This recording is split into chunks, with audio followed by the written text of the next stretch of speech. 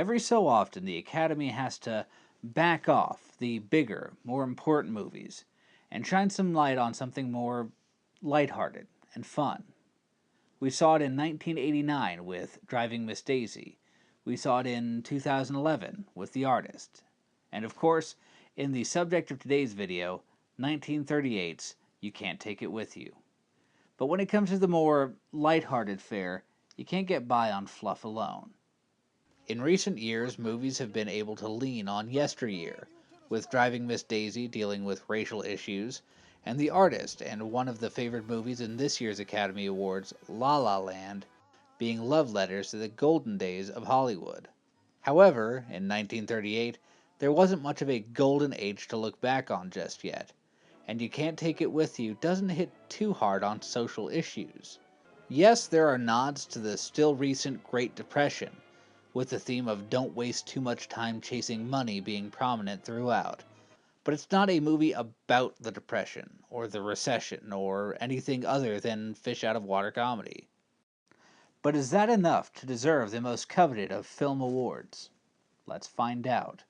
This is 1938's You Can't Take It With You. The Technical. You Can't Take It With You is based on a play by George S. Kaufman and Moss Hart, and you can tell. That's not a knock on the movie by any stretch, but the long scenes that take place in single rooms are certainly reminiscent of a theatrical production. The sets are full of detail, especially the Vanderhoff house, where quite a bit of the movie takes place, with the whole thing full of so much action that, when we do spend extended periods of time in the living room, as we do on several occasions, it doesn't feel drawn out. Director Frank Capra, previously of It Happened One Night fame, was at the top of his game here, with the action and comedy bits hitting far more reliably than his last Best Picture winner, due in no small part to the camera work, allowing action to play out in wide shots, with sparing close-ups to draw our attention only when needed. In conversation, the camera stays in a simple two-shot, and just allows the actors to work. And with charismatic players like Lionel Barrymore, Jimmy Stewart, and Jean Arthur, it's a wise move. The writing. After the lumbering weight of Mutiny on the Bounty, the pomp and circumstance of The Great Ziegfeld, and the historical sprint of the life of Emile Zola, there's a lot to be said for a lighter tone being set, and You Can't Take It With You pays out in spades. As I previously said, the movie is based on a play, with a few changes to the source material. For the most part, they're seamless.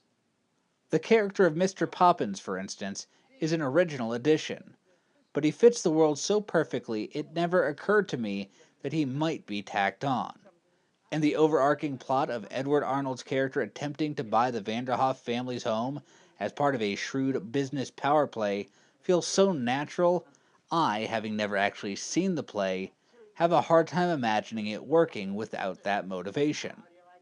It's not all good, though, with a brand new third act that does have a jarringly different tone, different enough to be fairly disruptive to the feeling of the movie. The whole thing loses so much of the levity that makes it so damned charming through most of the movie that a solid chunk of the last 30 to 45 minutes are a bit of a slog to get through. It does recover to an optimistic, charming, if a touch predictable ending, but it's a bit of a shame that such an otherwise fun comedy has such a sharp downward turn. Aside from the third act blues, the movie moves along briskly, and while some of the jokes fall flat, it's sincere enough to forgive the few bits that come across a touch awkward. There is a bit of dated racial stereotypes, both obvious. There's only one thing worrying me. How's they got relief up there? Sure they is. They got relief everywhere now. And a touch less so, Jim. that are a bit uncomfortable. But in the movie's defense, the characters are treated warmly without a harsh word thrown their way. But they are little more than the house servants. It is a far cry from what would be considered even remotely acceptable by today's standards, but I'll give the movie credit for trying. The acting.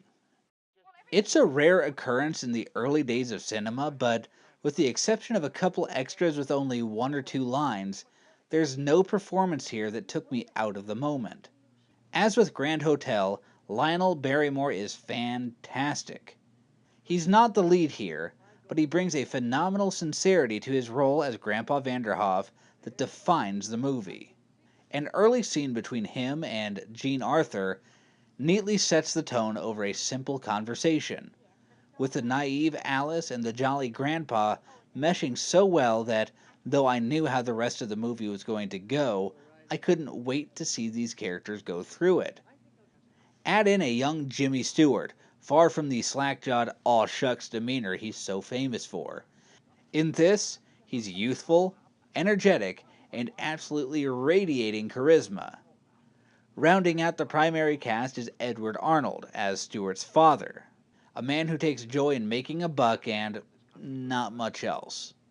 He gets lost in the shuffle a bit, largely due to the necessary frumpy demeanor he takes on. But he does add a weight to the movie, pulling down the generally light mood to keep perspective and momentum in the story. It isn't the most memorable role in the film, but Arnold does it service and keeps what could be a dismal character from dragging the whole movie down. The rest of the Vanderhoff crew does well to keep the zaniness of their group prevalent but realistic, but none of them rise above the insanity in any noteworthy way. You Can't Take It With You is a movie full of heart.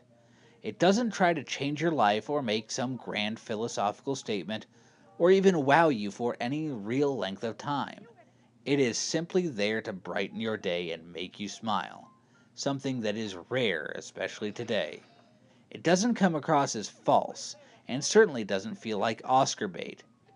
In fact, in addition to Best Picture, or rather, Outstanding Production as it was still called, it only won one other award, something that has only been repeated 5 other times in the history of the awards, this time claiming Best Director for Frank Capra. Indeed, the direction is exactly what it needs to be for this. The casting is perfect, and the story is heartwarming, if predictable. At about 2 hours long, the movie does suffer from a little bit of fatigue. But ultimately, it's a fun, cute little movie that any fan of the genre should rush out and find immediately. Easily my favorite of the 11 movies that I've covered on this series so far.